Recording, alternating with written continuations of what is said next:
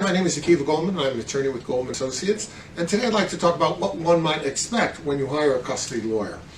You know, the custody battles are very, very difficult. They're time-consuming, they're costly, they wear on people. That's why it's called a battle, okay? Because in a very real sense, is a fight to the finish because you're talking about your children.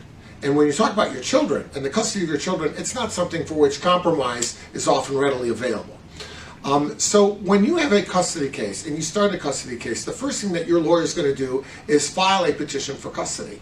It's going to be filed in the county where the child presumptively is living, and in that situation it'll be randomly assigned to a family court judge. That judge will issue a summons, which is an order to take action, and they'll send it back to the firm with the custody complaint and the summons. The other side will then be served. And by service, I mean, you got to get the papers to the other side somehow, either by certified mail or by enlisting the help of a court officer or a bailiff, but somehow we got to get those papers to the other side.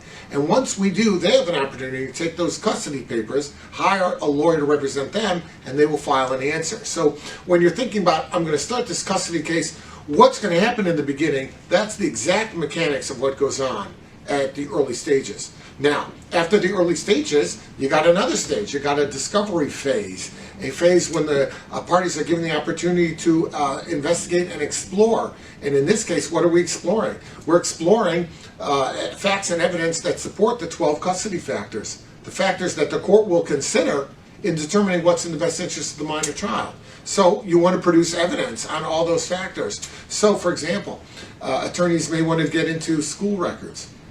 If a child is truant while in the care and custody of one of the parents, that's something the court would want to know. You might want to get into medical records. You might want to get into criminal records if there have been truancy issues or delinquency issues or other issues that come about in an adolescent's life. You might have those issues as well. So all of these things are going to go on in the custody case. And after they're done, there'll be an opportunity to see, can the case be resolved? Can it be resolved by some sort of agreement?